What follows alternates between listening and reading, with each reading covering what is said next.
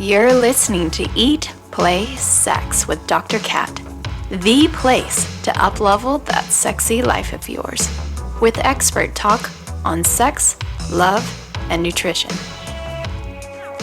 Out and start again, and then what do you know, you're right back where you started 8 months later, just with someone else. Right.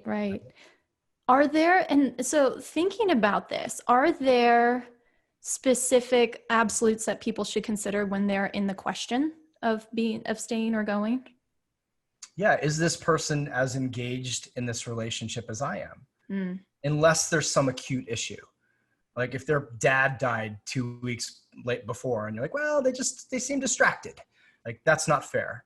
But yeah. I would say I want partnership where they're coming with the same inquiry, curiosity, intensity, perhaps for lack of a better word, energy as I am. Like, yeah. Are you in this? Are you into this? Or are you ambiguous? Do you kind of like it? Do you like access to sex? Do you like, all like the surface level other stuff? Or are you in this? And are they meeting you in this? And if you have a conversation that says, hey, this isn't working on this level. Here's what I need more of. Here's what I'd love more of, as opposed to need more of. Here's what I'd love more of. Here's the invitation. I think after an invitation, we all need to take space and go, okay, I can't invite someone into my home and then sit there on the door and be like, why aren't you coming in? Why aren't you coming in? What's wrong with you? Why aren't you coming in? Didn't you hear my invitation? You have to invite them and then take a step back. And then if they don't come in, there needs to be a clarification. Was the invitation not clear? Was it not welcoming? Was it not genuine? Or does this person genuinely not want to come in? Or can they not come in? Both of which means they're not coming in, which means then you have a decision point. You're at a decision point of, do I stay, do I go? Mm-hmm. I would say for women, because this is a conversation I've had number of times. I remember having it right after my marriage ended, where I was talking to a woman who, in my old business, who came to me and said, you know what? Like, I'm leaving too. I'm about to leave my husband. And she was, I think, 7 months pregnant at the time. I knew them very, very, very well. Let's just say this. And I asked her, have you sat him down? No TV, no phones, no music, no distractions, and had an honest conversation about where you are. Of, hey, this isn't going to make it past Monday unless there's a radical shift. That's where we are right now. Yeah. I'm sorry to say this. I know this hurts for you to hear, but I'm so hurt. I see no other option than to leave. And she was like, well, he knows. No. Like, have you had the conversation? Like, no, I know he knows. Have you had the conversation? I haven't had the conversation. Okay. She went home, had the conversation. 2 kids later, 5 years later, they're still married. That was the thing for him. He's like, I remember talking to him. He's like, I just didn't know.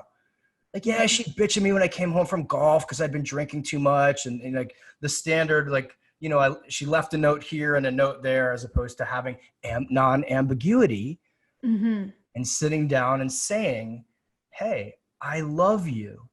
I want this,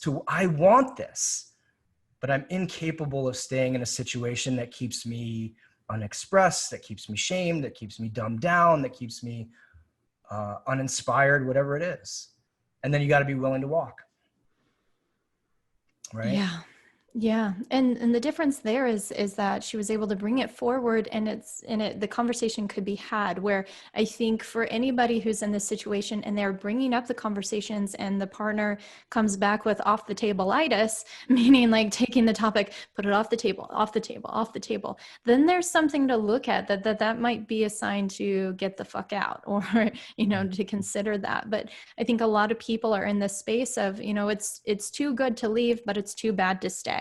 And, are trying to figure out whether they stay or they go by putting puppies on a weighing scale, and the little puppies like getting off and getting on. And you're like, no, like pros and cons, right? But everything changes constantly, and it's hard to make a clear decision. Yeah, I want to feel that my partner's as engaged as I am. And then there's an allowance for all of the things in her life to come up. And know that, like, there's going to be days when there's a lot of work. There's going to be days when she doesn't feel good. There's going to be days when, she's pissed about something, triggered about something. But is she as engaged as I am? and willing to work, willing to sit down and have the hard conversations. I think the challenge, Kat, is that for so many guys, quote, nothing wrong is great. Like, that's great. That's where it's like golf and relationships are two of the only sports where men aspire to mediocrity. Right. And go like, yeah, it's great. Like I'm not shanking the ball to the, like, there's nothing acutely wrong. What could possibly be wrong? And it feels like, I'm just going to speak for your people, that that's not good enough. Like zero, I'm just at the 0 point. Like guys like, yay, women like, well, it could be a lot better. Why don't we do some work? Why would we do it? If it ain't broke, don't fix it. That mentality is very heavy in the male collective, right? Not realizing how amazing a relationship can be. And then, just because I'm speaking to dudes, how that will inform every other area in your life. You want to make more money? Clean up your relationship. You want to get in better health? Clean up your relationship. You want to be more inspired and creative and et cetera? Clean up your relationship. Who doesn't want to have more, better sex? Clean up your relationship. I don't get a lot of guys calling me going, you know what? I'm just having so much incredible sex, and so is my partner, that it's problematic and I need help with that. Like, that call is just, it ain't coming. But the opposite, every day. Every day. Every day. And it's like the longer that we stay in that ambiguity, the more it's almost like the more that it sends us a message that we can't really trust ourselves and our ability to survive whatever the consequence is of either side. We put our feet on either side of the line. So I can imagine that creates a sense of betrayal in ourselves too, or a sense of like, we can't trust. So make the decision, make the action sooner. Put your feet on one side sooner, because you're not only killing your sense of self-trust, but you're impacting this other person as well. Yeah.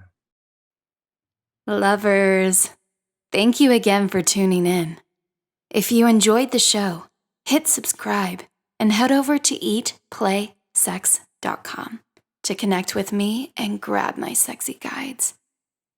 Because my goal here is to get you to eat, play, and sex better, so you can improve your sex life, which will improve every aspect of your life. Until next time, keep it sexy.